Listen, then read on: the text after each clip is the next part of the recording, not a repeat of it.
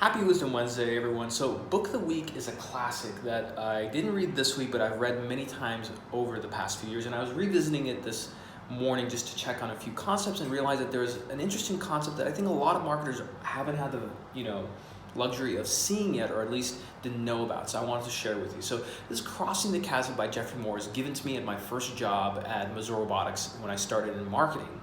And the book talks about the case examples of legendary companies here in Silicon Valley and what they did to take their product to market and, more importantly, gain a variety of different adopters and customers so they can hit mainstream. Now, to help with this concept today, I'm going to show you a graph here.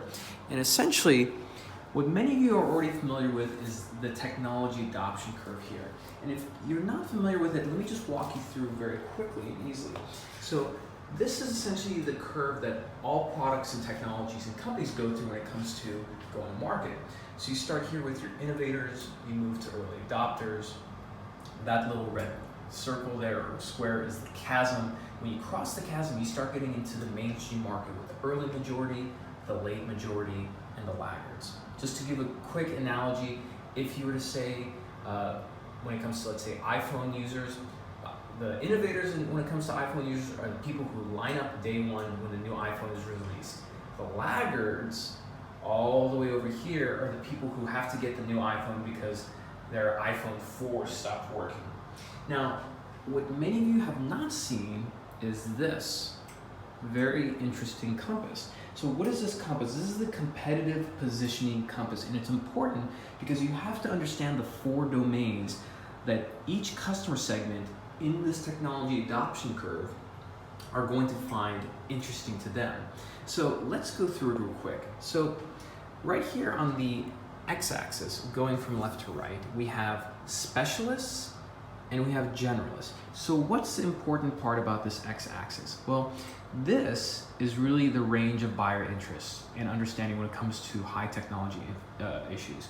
Over here on the left side of the compass, this is a early market and product focused area. You have people who are very specialized, who understand technology, and they're interested in technology and product issues such as features, benefits, and the future of the products. When you move over here to generalists, these people are more interested in market leadership and company stability. They want to know that it's a de facto standard. And this side of the compass deals with the mainstream market development. Now, on the y-axis here, we have supporters and we have skeptics. Now, when it comes to this part of the compass, you're dealing with buyer attitudes when it comes to your proposed value proposition. So, of course, when you move up here, these are people who love what you're showing, and when you move down here, they're very skeptical. So let's get started. So we start with let's say a minimally viable product. You just started with your product. You're dealing with innovators and early adopters. So when it comes to that area, you're dealing with 2 types of people. And this is, again, early market development. The technology enthusiast is first, and their value proposition or their domain that they're most interested in is the technology. They're the gatekeeper, right? So what does it take to satisfy this customer segment so you start moving up the adoption curve? What they're interested in is for you to demonstrate a strong technology advantage, something that's very cutting edge, different, right? And they're willing to put up with kind of an ugly product to begin with because they see the future. They're most interested in that. If you satisfy the technology enthusiasts, they're the gatekeepers to your visionaries, right? This is where you can find a great KOL or advisor to really help your company get traction. So once you cross over, you convert over to product domain. And here, visionaries are interested when it comes to product credibility, right? And still, we're on early market development. So we're starting to move up from innovators into early adopters, right? Your visionaries are somewhere in here and they start moving you through. Now, the interesting part is that when you move from early adopters over to the early majority, this is the mainstream market. That's when it comes time to cross the chasm.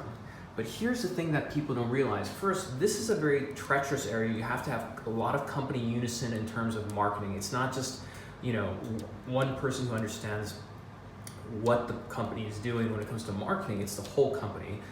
That's why culture is a very important part, but it's a very treacherous area, especially when you get to mainstream, because the moment you go from your visionaries, and again, over here, you're high up, So you have people who are very supportive, who are very specialized, who appreciate your product and technology, and immediately this orange arrow indicates crossing the chasm. Boom, you get into the market domain. And what just happened? Well, as you're crossing the chasm here, you go from a product-centric group of people to a market-centric group of people. And the most important part about that is it's almost like going from ice to water. This is very treacherous, very fast and wild. And then all of a sudden you go from being, sort of loved and praised and very well supported immediately to, again, skeptical market.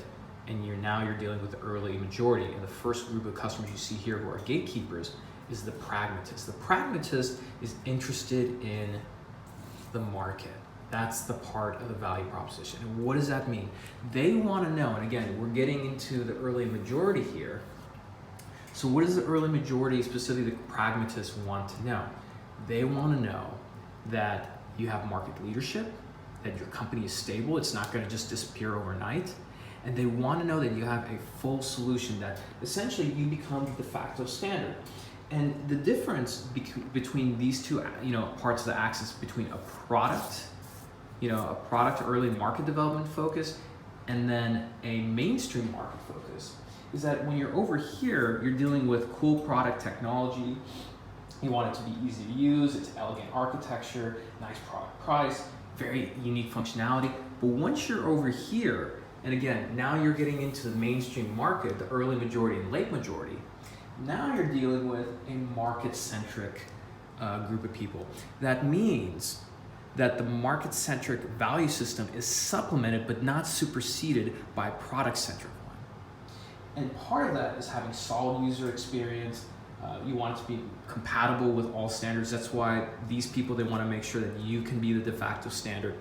And if you're able to demonstrate a market leadership advantage, that you are going to be the number one, they want to go with the people or the company that's going to be the de facto standard, then you shoot over into the conservative market. That's dealing with the late majority and the laggards. These people are very skeptical, very hard to please at first, but very quickly they become your supporters because they're just going to do what everybody else did. So if the pragmatist is doing this, the conservative says, you know what, that's good enough for me.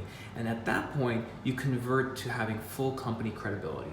So that's essentially your, your competitive, your product, I swear, Jeff Moore needs to come up with a better name for this. Your competitive positioning compass. I'm gonna go ahead and leave a better image of this down below in the comments. So leave a comment below. Let's get this into a very interesting and lively discussion, as it always is here on LinkedIn. Drop your comment below, and as always, I'll see you next week.